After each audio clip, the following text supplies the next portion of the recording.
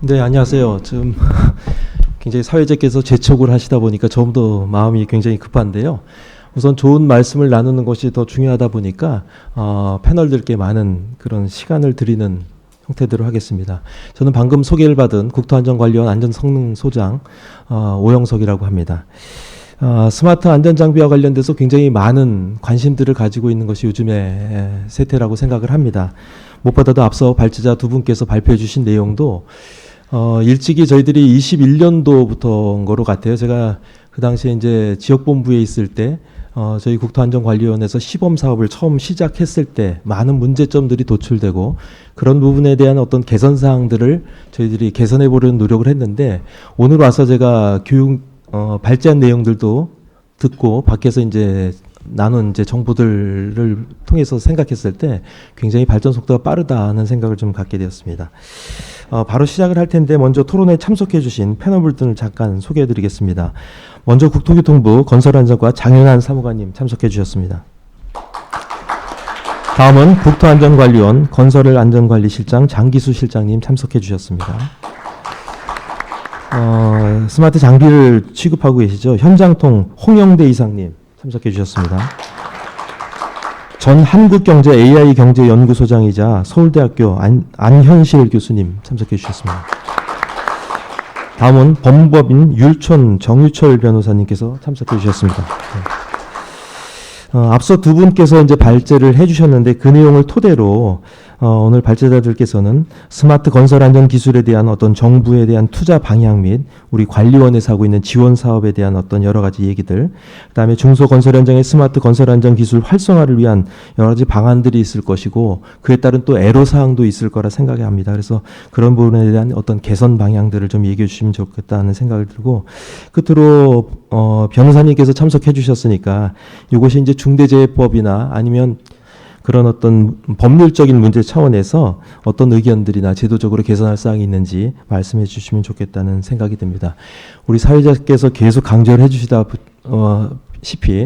시간이 굉장히 모자란 관계로 많은 시간을 못 드리고 한 분당 한 5분 정도 시간을 드릴 테니까 말씀을 좀 해주시면 좋겠습니다. 그럼 첫 번째 순서로 스마트 건설 안전 기술에 대한 정부의 입장에 대해서 국토교통부 장현환 사무관님께서 말씀을 해주시겠습니다. 안녕하십니까. 국토교통부 건설안전과의 장연환입니다. 먼저 올해 4월에 만든 스마트 건설안전 포럼의 개최 축하드리고요. 오늘과 같은 뜻깊은 자리를 마련해 주신 한국 스마트 건설안전학회 국토안전관리원 감사드립니다. 또 앞서 발제해 주신 이대욱 교수님, 오치돈 연구위원님께도 감사드립니다. 먼저 작년에는 근로자의 날을 맞춰서 고용부에서 산재 기준 사고 사망자 수를 발표했는데요. 356분이 사망하셨습니다. 이는 숫자로만 보면 22년 402명에 비해서 11.5% 감소는 아주 고무적인 수치이긴 합니다. 그러나 지난 23년 4월 29일 검단 사고가 발생하고 그 1주년인 24년 4월 29일이 지나자마자 4월 30일에 시흥에서 시와 교각 붕괴 사고가 발생하는 등 여전히 건설 현장은 위험한 실정입니다. 중소규모 현장은 상황이 더 안 좋습니다. 대형 현장과 다르게 예산, 인력 등 안전 관리한 그런 요소들이 부족한 실정이고요. 이는 작년 사고 사망자 43%가 중소 현장에서 발생하였다는 것만 봐도 자명히 알 수 있습니다. 국토교통부는 이런 현실 제약을 타개할 수 있는 방안이 스마트 건설 안전 장비 그리고 앞서 말씀하신 디지털화라고 생각하고 있습니다. 이를 위해서 보급 확산을 위해서 법령, 지침 개정 등 제도 개선을 비롯해서 스마트 안전 장비 지원 사업을 21년부터 시범 사업 12개소로 시작해서 24년 130개소로 지속 확대하고 있고요. 국토교통부에서도 이에 안주하지 않고 건설공제조합, 건설협회 등과 지속 협의해서 양적 점프를 할 수 있는 그런 계기를 마련하려고 지속하고 노력하고 있습니다. 지난 3월에는 스마트 안전장비 가이드라인을 발표했고 향후에 이것들을 지방청을 돌면서 순회 교육을 실시할 예정입니다. 특히 23년 12월에 발생한 국도 사고 현장 또 계기로 도로국과 또 협의를 완료했고요. 이를 통해 지방청에서 발주하는 소규모 현장에서도 스마트 안전장비를 도입하도록 협의하였습니다. 마지막으로 기술개발 관련 R&D 관련해서도 과기부 R&D를 추진하고 있는데 이는 올해 1월 발표한 그 중대재해 취약 분야 지원 대책에 포함되기도 했습니다. 앞서 말씀드린 이런 다양한 정책들을 정부에서는 추진하고 있고요. 오늘 발제 그리고 그 패널 분들이 말씀해 주시는 그런 의견들을 많이 참고해서 건설 현장에서 안전사고를 줄이기 위한 좋은 방향을 도출할 수 있도록 노력하겠습니다. 이상입니다. 제가 굉장히 죄송하다는 말씀을 드려야 될 것 같아요. 너무 서두르다 보니까 우리 사무관님께서 준비하신 내용이 많은 것 같은데 짧게 얘기를 해주신 것 같아서 시간을 엄수해서 감사하긴 한데요. 우선 스마트 장비가 저희 국토안전관리원하고 정부가 굉장히 긴밀하게 지금 움직이고 있습니다. 아까 말씀해 주신 것처럼 21년도부터 저희들이 시범 사업을 실시하고 있는데 당시만 하더라도 장비들이 굉장히 종류가 다양했었어요. 근데 저도 그 당시에 제가 지역본부장을 맡으면서 그 장비들을 활용하다 보면 사실 무엇보다도 현장의 특성들을 잘 이해해야 되는 것이 시공자가 있고 감리자가 있고 근로자가 있다는 것이죠. 근데 사고의 대부분은 근로자들이 당하고 있다는 것이고 거기에 이제 포커스를 맞추게 됐을 때 그분들의 어떤 행동 패턴을 이해하는 것이 굉장히 중요하다는 생각이 들었습니다. 그래서 무엇보다도 오늘도 영상 기반의 어떤 이런 연구들이 이루어지고 있다는 것이 굉장히 고무적인 것이 다양한 장비가 결국은 웨어러블, 즉 스마트폰을 활용하다 보니까 거기에 따른 어떤 굉장히 피로감 이런 것들이 근로자한테 굉장히 많았고 실제적으로 핸드폰 자체가 작동이 잘 안 되는 경우들이 많았어요. 그래서 영상 기반으로 가는 게 당연하겠다 이런 취지로 저희들도 얘기를 한 적이 있었는데 그런 부분에서 굉장히 연구가 다양하게 이루어지고 있고 또 정부에서도 거기에 맞춰서 여러 가지 아까 우리 김태병 국장님께서도 말씀해 주셨지만 무엇보다도 적용이나 활용성을 높이기 위해서는 장비 자체가 굉장히 쉽게 적용될 수 있어야 되고 또 호환이 잘 돼야 되겠다 이런 취지의 말씀을 해주셨는데 그런 측면에서 정부의 어떤 방향성이 저희들이 굉장히 공감할 수 있는 내용이었다 이렇게 생각을 합니다. 다음은 중소건설 현장에 직접적으로 스마트 건설 안전 장비를 지원하고 있는 그 담당 부서의 실장이십니다. 국토안전관리원의 장기수 실장님께서 이와 관련된 내용을 소상히 설명해 주시겠습니다. 네, 안녕하세요. 장기수입니다. 저희 국토안전관리원이 스마트 안전 장비를 지원하고 있는 그 현황에 대해서 저는 이제 말씀을 드릴 예정입니다. 앞에서 사무관님께서도 얘기를 한 것처럼 스마트 안전 활용 가이드라인을 이제 올해 봄 정도에 발간을 했고, 우리 건진법에서는 스마트 안전 장비를 이렇게 정의를 하고 있죠. 전파법이 정한 무선 설비나 무선 통신을 이용해서 무선 안전 장비와 융복합 건설 기술이 결합된 안전 장비나 안전관리 시스템이라고 정의를 하고 있어요. 그래서 저희는 이제 이런 법령에서 정한 장비를 어떻게 운용을 하고 어떻게 사고를 줄여야 되느냐가 이제 저희 이제 관건입니다. 그러다 보니까 법이 이제 62조의 3이 21년도 3월에 신설이 되고 9월부터 이제 적용이 되다 보니까 21년도에 시범 사업 12개소를 하면서 다양한 장비들을 이제 적용을 해 봅니다. 여기에서는 아까 말한 지능형 CCTV 중에 고정형과 이동형을 적용을 해보고요. 붕괴변이 이연 경보 장치를 이용을 해보고 웨어러블 장비로서 이런 이제 스마트 턱근이라든지 그 다음에 그 안전고리, 그 다음에 충돌 협착 방지 장치, 백호 같은데 이렇게 부착을 해서 하는 장비를 해봅니다.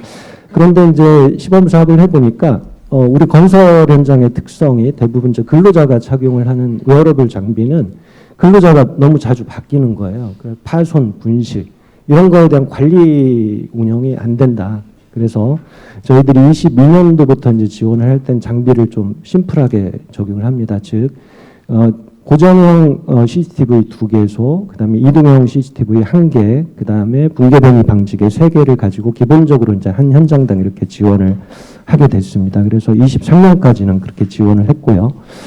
다만 너무 이렇게 심플하게 하면 현장의 특성에 맞는 지원이 과연 타당한 거냐. 그러니까 우리가 스마트 안전 장비를 지원을 하는 게 법 62조의 3에서도 정의를 하기를 건설 사고를 예방하기 위해서 국토부 장관은 스마트 안전 장비를 지원하거나 보조를 할 수 있거든요. 그러니까 관건은 사고를 줄여야 되는 거고 사고라는 건 결국에 이제 사망자나 부상자 그다음에 공사 목적물의 피해인데 우선은 사람을 죽이지 말아야 되겠다라는 게 이제 이 법이 갖고 있는 목적입니다. 그래서 24년에는 그 장비 이외에도 개구보 개폐 감지기 그다음에 아까 밖에서도 시연도 했지만 스마트 안전관리 플랫폼을 통해서 현장에서의 그런 안전과 관련된 행정이나 서류를 좀 간소화하고 근로자와 관리자가 서로 쌍방향 소통을 할 수 있는 그런 플랫폼을 좀 전체 현장에 지원을 하려고 하고 있고요.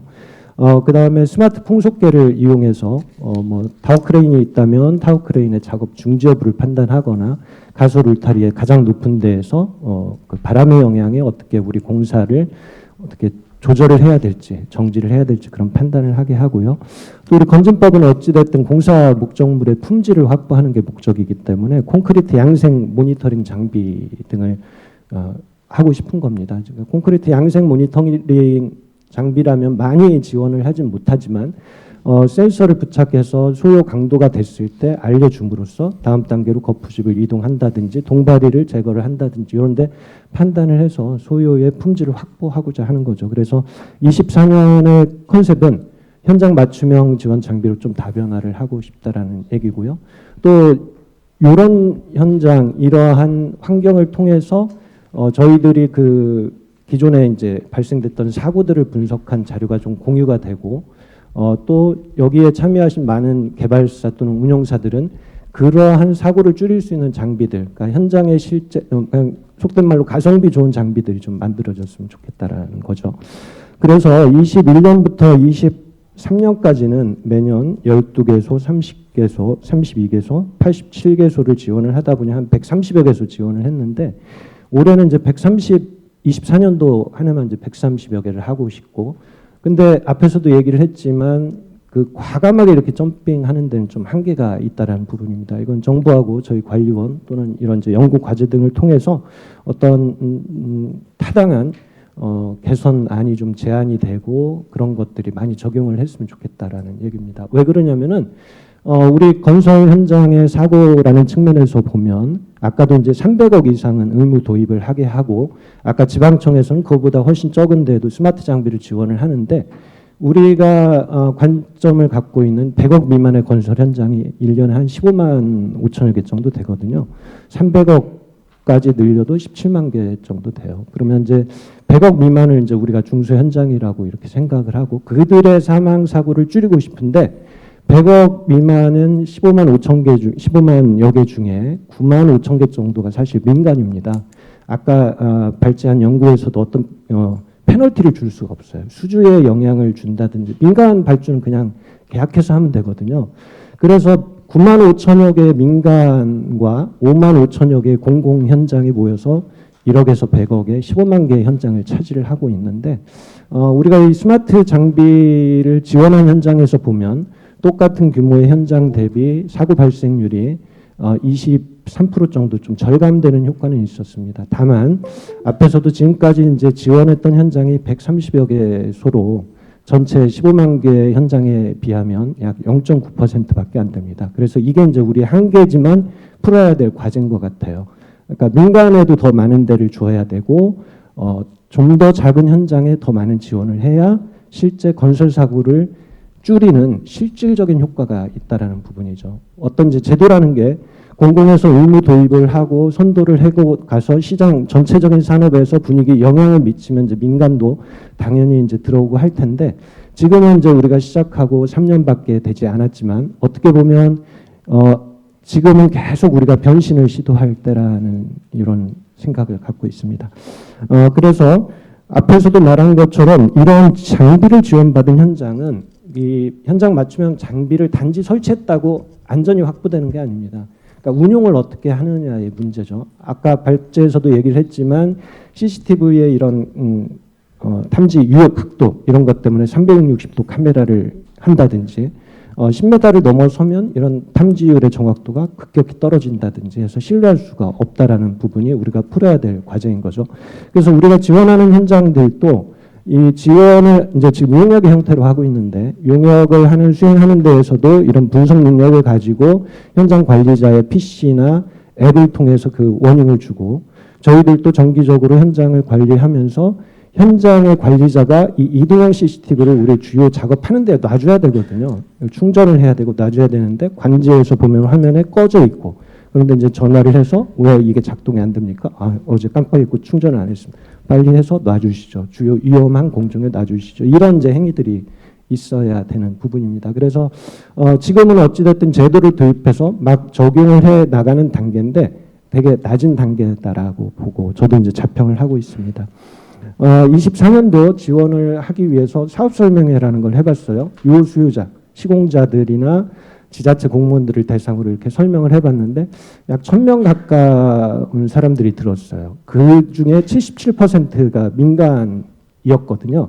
민간이었는데 실제 신청을 한 걸 보니까는 되게 낮더라. 한 3분의 1 정도가 민간에서 신청을 했다는 거죠. 그러니까 이게 뭐냐면 결국에 스마트 안전 장비라는 거에 대한 홍보가 좀 필요하다라는 부분이에요. 아까 이제 이쪽 우리 발제하신 마지막 발제하는 분께서 변호사님께서도 말씀을 해주시는데 있을 수도 있지만 어떻게 보면 스마트 지능형 CCTV 관제라는 게 개인 정보라는 관점 또 민간에서는 우리 근로자들한테 비춰줄 필요가 있다는 관점 이제 교육 규제로도 보면 또 홍보 또는 교육이라는 측면에서 보면 우리 현장에 이걸 도입을 하면 실제 근로자의 사고를 줄일 수 있겠다라는 그런 거를 알 수 있는 이제 교육 교재 또는 그러한 홍보가 필요하다라는 생각을 지금 절감하고 있습니다. 그래서 사업 설명회에 그 많은 민간인들이 참여를 했지만 정말 신청하는 사람은 적었다라는 게 제가 이제 이 사업을 운영하는 부서장으로서 이 부분이 우리가 해결을 할 부분이다. 아까 건설 현장에 15만 5천 개, 15만 개 중에 9만 5천여 개에 해당되는 민간에 더 많은 전파를 좀 하고 싶고요. 이 부분은 뭐 국장님 이하 국토부와 지속적인 협의를 해서 이런 좀 변신을 해야 될 과제라고 생각합니다. 너무 장황하게 말씀을 드렸는데 아무튼 우리 스마트 안전장비 지원은 이런 계기를 통해서 이런 사고들에 대한 이런 장비가 좀 필요하다라는 소유 제기를 저희들은 하고 자료를 좀 제공해드리고 참여하신 많은 개발사 또는 운영사에서는 그런 정말 그 큰 사고들 아까 누구나 다 알고 있는 추락 또는 떨어짐이라고 하는 절반의 사망자를 발생하는 사고 이외에도 뭐 물체에 맞은 깔림 이런 것들을 탐지하고 예고하고 예방해 줄 수 있는 이런 장비도 필요하다는 게 한계이며 우리가 좀 더 극복해 나가야 될 부분이라고 이렇게 생각을 하면서 저의 발표는 마무리하도록 하겠습니다. 네, 감사합니다. 현장에서 경험을 하신 내용들을 굉장히 소상히 설명해 주셨는데 오늘 공청회 주제를 다시 한번들 이렇게 보시면 중소건설 현장 맞춤형 스마트 안전 기술이라는 거죠. 발제자도 얘기를 하셨지만 맞춤형이 되기 위해서는 그 현장에 대한 정보가 굉장히 많이 수집이 되고 그걸 토대로 해서 개선된 장비들이 도입이 돼야 된다는 것이죠. 우리 장기수 실장님께서 중요한 얘기를 해주셨는데 이 스마트 장비가 이름처럼 굉장히 스마트하지는 않습니다. 그렇기 때문에 그 주변에 있는 우리들이 또 사람들이 또 현장이 그 역할을 좀 담당해 줘야 될 부분들이 있다는 것이죠. 그래야지만 더 발전할 수 있는 부분이라 이렇게 강조를 해주신 것 같습니다. 다시 한번 감사히 말씀드리고요. 다음은 스마트 건설 안전 장비 현장에서 좀 적용을 하는 데 있어서 여러 가지 애로사항이나 또 고충들이 있을 거라 생각됩니다. 이러한 부분들에 대해서 우리 현장통의 홍영대 이사님께서 말씀을 좀 해주시도록 하겠습니다. 네, 안녕하십니까. 그 안전관리 시스템 현장통을 운영하고 있는 통하는 사람들의 홍영대라고 그럽니다. 뭐 잘들 아시겠지만 매년 건설 현장 에서 일하시다 사망하신 분이 300명이 항상 넘습니다. 근데 그 중에 60% 이상이 50억 이하 현장에서 사망하고 계십니다. 그래서 그런데 그 50억 이하 현장에서 사망을 해도 지금까지는 사업주분들이 이번에 그 재수가 없어서 사망자가 발생했다고 생각하시는 분들이 많았어요, 솔직히. 그런데 이번에 중대재해처벌법이 50억 미만 현장으로 확대되면서 안전관리자 안전관리에 관심이 많이 생겼고 저희 회사도 1월부터 작은 건설사 문의가 꾸준히 증가하고 있습니다. 그걸 보면 중처법이 저희 중소건설사 사업주분들의 안전관리에 대한 관심을 많이 갖게 한 또 다른 계기가 된 게 아닌가 생각합니다. 건설사 그러니까 중소건설사에서 저희 현장통 사회 문의가 오면 저희가 직접 찾아가서 상담을 하고 있는데 상담을 하다 보면 아직도 많은 분들이 스마트 안전장비가 뭔지 활용을 어떻게 해야 되는지 거의 모르세요. 제 생각에는 아마도 현재 시공능력 500기 및 건설사들의 스마트 안전장비 활용도는 0이 아닌가 생각이 들 정도입니다. 제 체감도는. 그럼 왜 이렇게 활용도가 낮을까? 그걸 생각해 보면 제일 큰 문제는 뭐 비용이겠죠. 50억 이상 일반 건축 공사를 하면 안전관리비가 9,300 정도밖에 안 되는데 스마트 장비 몇 대 도입하고 유지 보수하다 보면 다른 데 쓸 안전관리비가 없습니다. 그리고 공사가 끝나면 그런 작은 공사 그 건설사들은 공사 끝나고 곧바로 다른 공사를 계속 할 수 있는 게 아닙니다. 현실적으로. 그러면 한 대 몇 대 사놓고 다음 공사할 때까지 에 쌓아놔야 되는 그 활용도가 떨어지기 때문에 구매하는데 굉장히 그 고민을 많이 하십니다. 그래서 제 생각에는 스마트 안전장비 보급을 위해서는 정부에서 구매를 해서 일정 기준 미만의 공사 현장에 저렴하게 임대를 하고 공사가 끝나면 회수를 해서 또 곧 보관을 하다가 또 대상 건설 현장에 임대를 해주는 게 어떨까 생각을 합니다. 그리고 두 번째 활용도가 떨어진 이유가 스마트 장비 기술 활용법을 모릅니다. 솔직히 저는 제 동생이 토목 전문 건설사를 지금 현재 운영하고 있습니다. 주로 10억에서 50억 정도 공사를 하는 아주 작은 건설사 대표인데요. 이 친구도 이번에 중대재해법 때문에 좀 고민을 많이 하고 있습니다. 근데 이 친구도 스마트 안전장비가 어떤 게 있고 이걸 어떻게 이용해서 사고 예방을 해야 될지 비용은 어떤지 알지를 못하더라고요. 그래서 제 생각에는 어느 현장이든 공사를 시작하면 한 달 이내에 최초 위험성 평가를 해야 됩니다. 그렇듯이 공사 시작 후에 1개월 이내에 소장이나 아니면 안전 대리인이 지정된 교육기관에서 안전교육을 받으면서 스마트 안전장비 종류나 활용법을 교육하다 보면 더 빨리 이 중소 현장에 보급이 되지 않을까 생각합니다. 예, 그리고 마지막으로 저희가 현장의 안전을 이야기하면서 사업주 그리고 안전관리자 그리고 스마트 안전장비만 이야기되고 있는데 솔직히 제일 중요한 거는 사고 당사자인 근로자가 아닌가 생각합니다. 근로자한테 안전 상황에 대한 교육과 지침이 어떻게 전달이 되어야 하는지가 관가가 많이 되고 있습니다. 그러니까 지금 아무리 좋은 장비를 놔두고 아무리 감시를 많이 해도 근로자가 제대로 이 위험에 대해서 알지 못하는데 사고를 어떻게 예방하겠습니까? 예.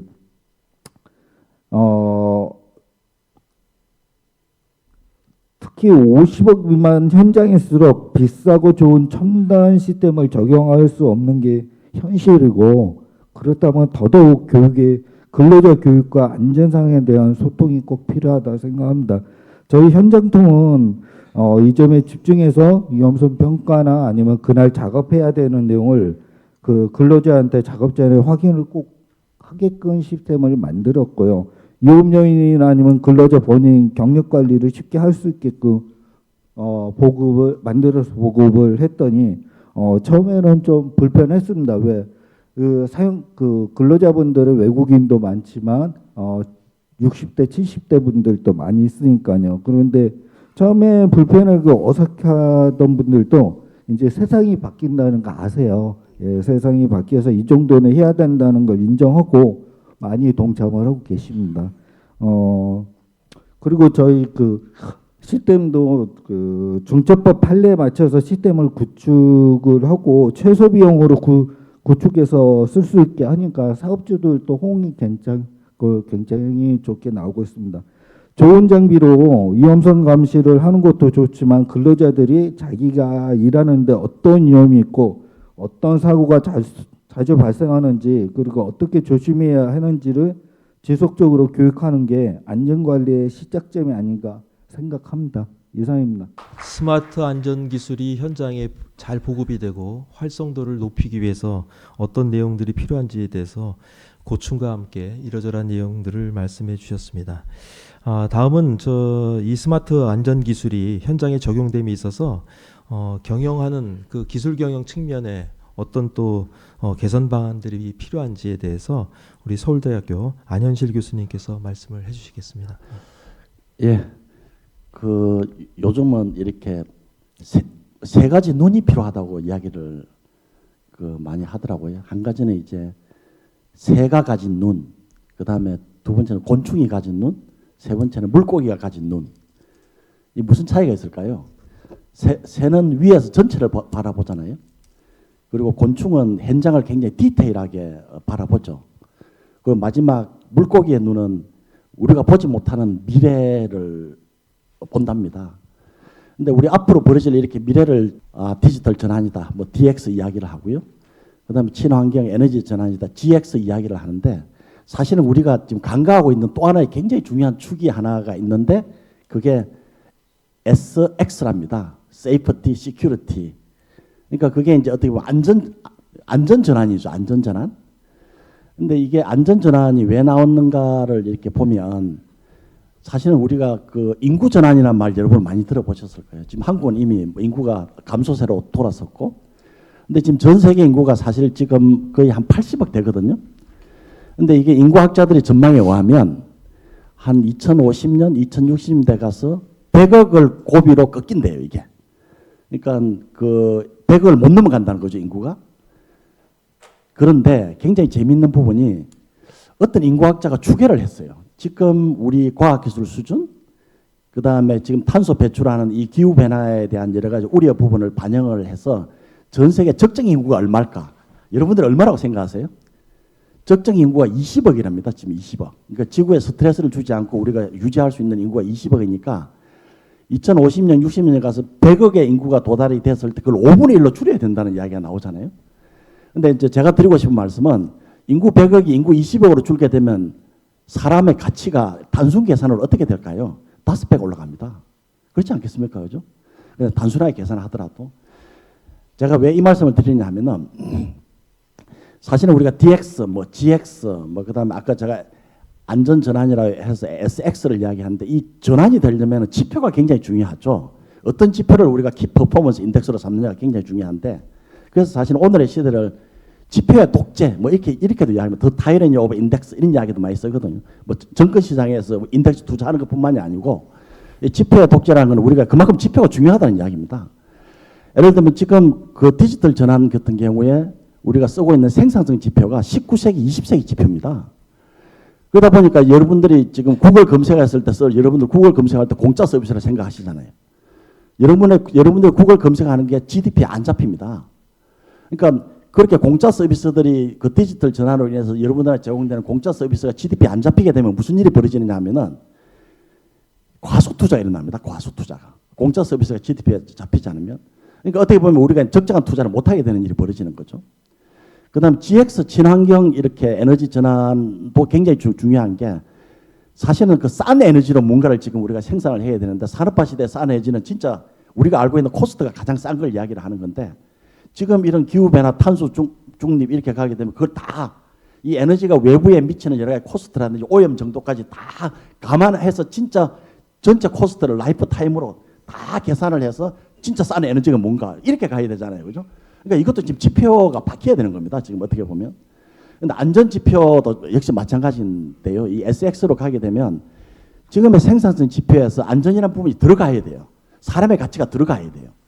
그러니까 사실은 중대재해법 가지고 많은 이야기들 하지만 중대재해법에 대해서 갑론을박이 있지만 한 가지 중요한 부분은 사람이 만약 죽거나 다치면 CEO가 잡혀갈 수 있는 리스크를 주는 법이잖아요. 그죠? 그 법이 뭐 잘 됐다 잘못됐다 여러 가지 이제 논쟁은 물론 있습니다. 근데 이제 그러다 보니까 이제 예를 들어서 이런 안전을 지금까지 코스트로 생각하게 되면 코스트 미니마이제이션을 하게 되잖아요. 가장 투자를 적게 하는 게 수익을 가장 많이 내는 거죠. 근데 중대재해법이 딱 등장하니까 CEO가 잡혀가면 안 되잖아요. 그러니까 일단 투자는 하는 거예요. 투자는 하는데 거기에 보면 이제 중대재해법 왜 투자를 하는 걸 물어보면 중대재해법이 이렇게 돼 있어요. 만약 사람이 죽었다. 그런데 이 사람이 안전 투자를 하는데 노력을 했다. 되면 그 경감 사유가 됩니다. 경감 사유. 그러니까 회피 조항으로 투자를 하는 겁니다. 회피 조항으로. 그 경감을 하기 위해서. 그러니까 어떻게 보면 본격적인 투자가 안 되는 거죠. 그죠? 그래서 사실은 규제를 가지고 어떤 사람을 잡아가고 행사 처벌을 해서 투자를 하게 한다는 건 한계가 있는 거죠. 한계가. 그럼 결국 어떻게 가야 되느냐 하면은 이 지표를 이 분모에 이렇게 그 코스트로 들어가는 부분, 이 투자한 부분이 이 분자 쪽에서 퍼포먼스 쪽으로 피드백이 되게 해줘야 되거든요. 예를 들어서 안전 투자를 많이 했다. 신용등급이 올라갔다. 뭐 이자율이 단돼서 이렇게 경감이 됐다. 해서 이게 수익률을 높이는 쪽으로 이렇게 가야 되는 거고, 예를 들면 이렇게 뭐 이런 공공기관뿐만이 아니라 시장에서 뭐 이런 어카운팅 펌에서 안전 투자를 많이 하는 기업이 수익성이 높더라. 막 이런 보고서가 막 쏟아져야 되는 거예요. 이렇게. 그래서 시장에서 이게 상식이 돼. 안전 투자 있고 곧 수익성이다. 이렇게 상식화돼 버려야 되거든요. 그러니까 이제 이런 부분에 대한 선순환이 이루어지지 않으면 그런 지표를 개발하지 않으면 전환이 안 되는 거죠. 그래서 사실은 이런 과학기술 쪽에 우리가 투자도 많이 하고 기술 안전을 많이 하지만 사실은 진짜 세상에서 중요한 사람들이 이코노미스트들이. 왜냐하면 그 지표를 만드는 사람들이 이코노미스트들. 생산 지표를 누가 만드나요? 경제 경영학자들이 만들잖아요. 그죠? 근데 이 경제 경영학자들이 사실은 많은 부분에 있어서 어떻게 보면은 뭐 크게 우리 사회에 기여하는 것도 없이 어떻게 보면 굉장히 혼란도 많이 오고 사고도 많이 쳐요. 사고도 많이 치는데 지금 이런 시대적 전환을 맞이해서 경제 경영학자들이 딱 유일하게 이런 국가와 인류에 기여할 수 있는 유일한 길은 이번에 인덱스를 바꾸는 겁니다. 전환을 쉽게 할 수 있는 인덱스를 바꾸는 거라서 경제 경영학자들을 많이 끌어들여서 그분들 교육을 시키고 설득을 시키는 게 안전교육 못지않게 중요하다는 말씀을 드립니다. 이상입니다. 네, 감사합니다. 굉장히 다양한 시각으로 우리들의 안전을 좀 생각해 볼 수 있는 그런 어떤 말씀을 좀 해주신 것 같습니다. 얘기를 들으면서 제가 생각난 것이 앞서 우리 축사 때 우리 국장님께서도 얘기를 해주셨다시피 이 스마트 건설 안전 장비가 활성화되기 위해서는 무엇보다도 중장기 계획안을 마련하고 그에 따른 목표를 우리가 체크해야 된다 이런 얘기를 드렸는데 우리 교수님께서도 비슷한 얘기를 해주신 것 같아요. 지표를 통해서 무엇을 관리한다면 그 목표에 도달할 수 있는 시간을 우리가 단축시킬 수도 있지 않을까, 또 방향성을 또 선명화시킬 수 있지 않을까 이렇게 생각을 좀 했습니다. 마지막으로 의견을 주실 분은 법무법인 율촌의 정유철 변호사님입니다. 준비를 하신 내용이 중소 현장의 스마트 건설 안전 기술 적용에 대한 법리적 의견과 제도적 개선 방향에 대해서 말씀해 주시겠습니다. 예, 안녕하십니까. 지금 소개받은 정유철입니다. 예, 다시 한번 저 김태병 정책관님, 저 우리 또 김일환 원장님, 정일국 협회장님 참 좋은 자리 만들어 주셔가지고 다시 한번 제가 여기 오시는 분들이 굉장히 유익한 시간일 것 같아요. 예. 그리고 저 바로 앞에 우리 소개해 주신 우리 안 교수님 저희한테 뭔가 인사이트 주셨죠? 그렇죠? 예. 똑같은 마음이에요. 제가 사실은 좀 자료를 준비했는데 제가 좀 좋은 인사이트를 받아서 결론부터 말씀드리면 제 말씀을 다 앞에서 좋은 말씀으로 정리해 주셨어요. 쉽게. 세 가지 눈을 통해서 우리가 인사이트를 가져서 지표를 제대로 봐야 된다. 무슨 말씀이냐면 제가 준비한 자료 뒤에서 있겠지만 3대 간신이 있어요. 제일 첫 번째 간신이 뭐냐면요. 산업안전제 현장에서요. 사고 나면 무조건 처벌받고 감옥 간다는 간신. 실제 고용노동부 검찰로 송치율이 70%가 안 됩니다. 그럼 30% 이상은 불송치인데 뭐 그분들은 백 써가지고 변호사 잘 둬가지고 운 좋아가지고 뭐 무혐의 되나요? 검사한테 기소된 것 중에 지금 20% 정도가 불기소예요. 그럼 그분들은 최근에 뭐 저희 회사 자랑 하나 하면은 여천에서 그 NCC라고 4명이 죽고 4명이 부상당했어요. 그것도 저희가 무혐의 받았어요. 자랑하려는 게 아니라 아까 우리 교수님이 말씀하셨듯이 뭔가 열심히 하고 준비하지 않았겠습니까? 그런데 포지티브한 접근을 해야 되는데 너무 부정적인 접근을 하기 때문에 저는 오늘 이 자리, 이 포럼이 너무나 중요하고 고마운 것 같습니다. 작년에 이어서 올해 1년이 얼마나 빠른지 참석을 했는데 정말 기술의 진보는 대단한 것 같아요. 엄청난 기술의 진보를 가져오고 있는 것 같습니다. 예, 준비한 거를 말씀드리겠습니다. 저는 법률적 관점에서 볼 때 스마트 안전기술은 중처법의 중대법의 법적 리스크 감소에 굉장히 중요하다는 것을 강조드리고 싶습니다. 참고할 만한 검찰 불기소 사례에서도요. 크게 세 가지입니다. 제가 정리해 보니까 본사의 안전 예산으로 스마트 위험성 평가 시스템을 사용 예산에 편성하고 집행한 점. 두 번째, 경영 책임자가 스마트 위험성 평가를 통해서 매일매일 스마트로 할 수 있죠. 아까도 계속 발표됐어요. 건설 현장의 위험성 평가 실시 여부를 보고받은 점. 세 번째, 사내 전산 시스템을 통해서 근로자들의 안전보건에 관한 건의사항이에요. 그거를 누가 경영 책임자가 접수한 점, 이런 점들이 불기소의 대표적인 안전보건 확보 이행의 근거로 인정이 되었습니다. 아까 통계는 제가 말씀드렸고요. 그래서 무조건 처벌받는다는 사람들 가장 주의하셔야 될 것 같아요. 더 중요한 거는 그들이 점검하고 특히 교육에 대한 것을 많이 강조하셨는데 그거를 이행한 거를 제대로 남기고 전파하는 그런 역할을 해야죠. 무조건 옆에서 제대로 하지도 않고 스마트 건설 돈 들어요. 어려워요. 힘들어요. 이런 간신배들을 척결해야 될 것 같습니다. 하지만 여전히 중소건설 현장은 50인 미만 현장에 있어서 재래적인 단순 재해가 반복되고 특히 위험한 기구라든지 설비의 안전조치가 미흡합니다. 나아가서 안전수칙의 미준수라든지 불안전한 행동, 특히 유해한 환경, 화학물질의 누출이라든지 화재, 폭발 등에 기인하는 점을 고려한다면 중소현장에서의 스마트 안전기술은 가장 중요한 법령 준수 의무의 중요성을 가질 것입니다. 아시는 분들 아시겠지만 지난 4월 4일이에요. 불과 한 달 전인데 울산지방법원에서 건설은 아니지만 자동차 부품 회사인데 조립이다 보니까 건설의 뭐 일환으로 볼 수 있겠죠. 다이캐스팅이 수차례 경고를 받았어요. 위험하다고. 네팔인 41세인데 엄마 찾아 산말리 아닙니까? 그 어렵게 한국에 왔는데 즉사했어요.